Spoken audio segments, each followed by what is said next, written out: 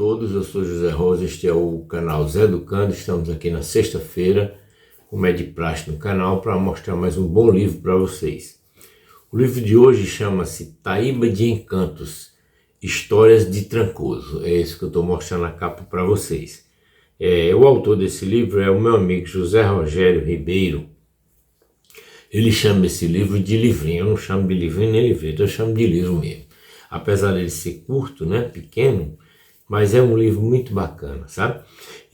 Do Rogério, esse já é o terceiro livro que eu comento aqui, né? O primeiro foi Taíba de Memórias e Mistérios, que é um e-book muito bacana que ele fez, com várias crônicas e um conto, né? Já há algum tempo, assim, mais de mês, 2 meses que eu fiz esse comentário do livro dele aqui, desse livro dele. E o segundo são Histórias da Taíba, que eu comentei há pouco tempo aqui, há poucas semanas. Também é um livro muito bacana, falando sobre aquela paradisíaca praia, né, e sua cultura e sua história no litoral norte do Ceará, né, a mais ou menos 100 e poucos quilômetros de Fortaleza. Então o livro de hoje, Taíba de Encantos, Histórias de Trancoso, é um livro de contos, é a reunião de uma meia dúzia de contos aqui, muito bacana, sabe? Muito bem escrito, o Rogério escreve muito bem. De praxe a gente fala um pouco da biografia do autor. Então o José Rogério, meu amigo, ele é engenheiro mecânico, né? Formado pela Universidade Federal do Ceará.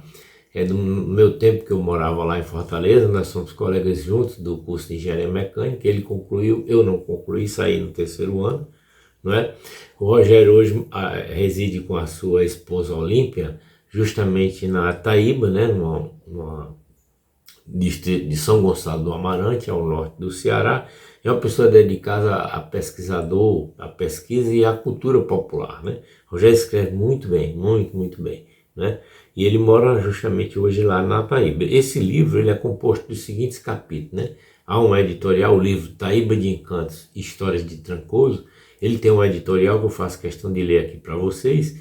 E tem os seguintes contos, chamado Os Becos que se Completam, A Noiva da Taíba, Os Guerreiros das Dunas da Taíba, O Sino do Silêncio e A Princesa do Beco, né? Esse livro é produção da Bodega das Artes, tem o selinho deles que eu vou colocar aqui na descrição deste vídeo, né?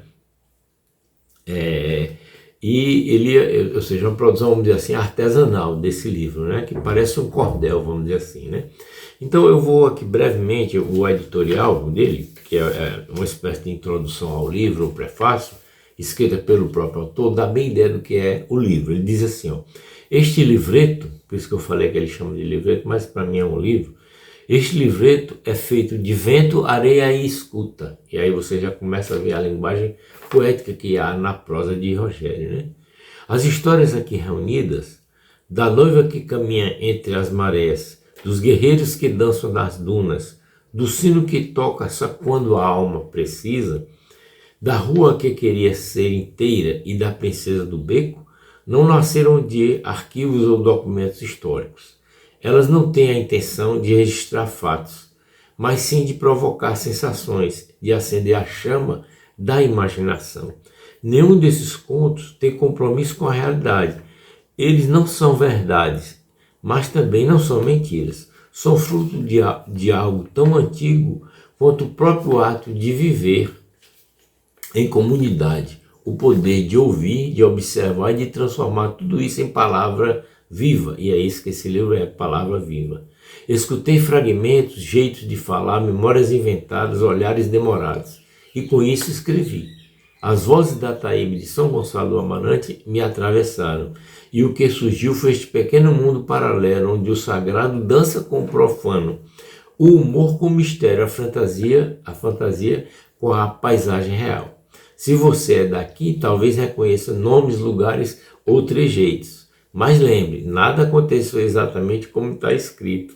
E é justamente aí que mora a beleza, na liberdade de fabular, no direito de criar outras versões do que poderia ter sido. Este livreto é um convite para imaginar, porque às vezes é naquilo que não aconteceu que moram as histórias mais verdadeiras. Muito bacana, né, gente? Só a introdução desse livro, para vocês terem ideia como é legal, né? Você se encanta, né, com esses contos que estão aqui, fábulas, né, como ele próprio diz, relatados nesse livro. E aí eu gostaria de deixar registrado duas, né, aqui são 5, eu gostaria de deixar registrado aqui pelo menos duas. E a primeira delas chama-se Os Becos que se Completam. Tem um parágrafozinho que é justamente um prefácio, breve prefácio do conto, né? Que ele diz assim, ó: no bosque do mar, 2 becos vivem em poesia, o beco do turista e o beco do surf. Com sabores, artes e encontros, formam uma só rua, inteira e encantada. E aí ele começa o conto dessa forma, né? Na Taíba, onde o vento carrega sal e histórias, existe uma rua que insiste em ser chamada de 2 nomes. De um lado, sombreado por um bosque, onde corre uma água escondida rumo ao mar, vive o beco do turista. Ali há flores e plantas que crescem com liberdade, doces e sobremesas geladas, açaí que refresca a alma, churrasquinho cheiroso, drinks coloridos, camisetas com alma de viajante.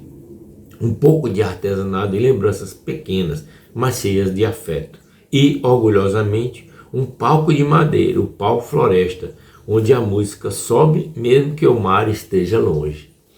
Do outro lado da Avenida Inácio Prata, bem mais perto do mar e das ondas, vibra o beco do surf. Lá moram livros, quadros, ecobags pintadas à mão, café forte como a brisa do litoral, óleos e perfumes artesanais, bolsas de crochê, bijuterias, arte em linhas, souvenirs e uma tabacaria onde o reggae dança com o vento. Também há sabores, comida boa, bebidas geladas, drinks tropicais e o tradicional assado de peixe da praia, orgulho da culinária da Taíba. Outro palco está montado, o Palco Praia, um espaço para apresentações musicais e outras culturas. Ambos becos vivos, ambos becos belos, mas o beco do turista andava ressentido. Entre as folhas do bosque e as luzes do palco, Penha, da barraca de sobremesa, olhava atravessado. Lá todo mundo vai, deve ser o mar, ou o charme, não sei. Quem ouvia tudo era Mendes, um senhor de fala mansa que empurrava um carrinho de flores, sempre com uma sineta discreta, vendendo delicadezas. Mendes parou bem no meio da Avenida Inácio Prata, onde os 2 becos fingem que não se vê, e falou: Penha, já viu flor competir com perfume? Ou churrasquinho com crochê? Não precisava, vocês são diferentes, e isso é o que torna essa rua tão encantada. Penha cruzou os braços: mas eles são privilegiados. Aí ele diz: não veja assim, o mar chegou primeiro que nós, ele não tem lado, nem o vento, nem a luz natural, pertencem a todos nós, a sabedoria do Mendes, né? Ela fez silêncio. Naquela noite, Mendes subiu no palco do Beco do Turista sem avisar. Levava nas mãos um copo d'água tirado no riacho, escondido ali no bosque, e uma flor recém-colhida. A plateia se calou e ele disse: essa rua é uma só, o riacho começa aqui no bosque e termina lá beijando o mar. Ele não separa, ele conecta. O palco é aqui e lá, mas a arte mora em todo lugar onde a alma escuta.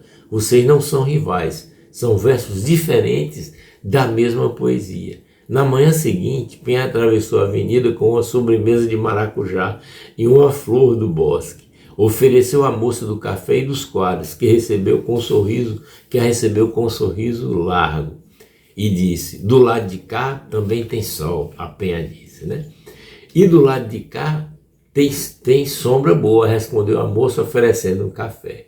O carrinho de Mendes virou ponto de encontro e dizem que, desde aquele dia, a água do riacho canta mais alto, como quem agradece. Não existe palco sem chão, nem mar sem mata, nem beco sem outro beco. Rapaz, que história grandiosa, né? Que coisa linda, né? Esse primeiro conto lá, logo desse livro, eu fiz questão de ler aqui para vocês. E para finalizar este vídeo, para não ficar grande demais, eu vou ler então o segundo conto que eu gostaria de mostrar para vocês aqui, que chama-se O Sino do Silêncio. Como todo conto desse livro, tem um preâmbulozinho que ele diz assim, ó: um sino antigo silencia em tempos difíceis, até que, no silêncio de uma escuta profunda, ele volta a soar. Um conto sobre memória e esperança e o que ecoa além do tempo. Isso é a introdução do conto, chamado O Sino do Silêncio. E aí ele vai. O autor vai, lá vai Rogério com o Sino do Silêncio, dizendo o seguinte: na antiga vila de São Gonçalo do Amarante, ergue-se, desde o século XVIII, uma igreja com uma torre que abriga um sino de bronze. Seu som marcava o tempo, os encontros e as despedidas. Era o coração invisível da vila. Mas um dia o sino silenciou. Ninguém conseguiu fazê-lo soar novamente. E o silêncio coincidiu com tempos difíceis.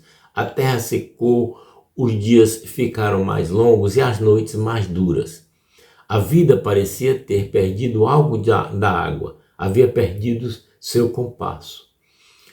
Foi então que uma senhora, já antiga como as pedras da torre, subiu os degraus, não pediu nada em voz alta, apenas fechou os olhos e permaneceu ali quieta, como quem escuta o que ninguém mais escuta.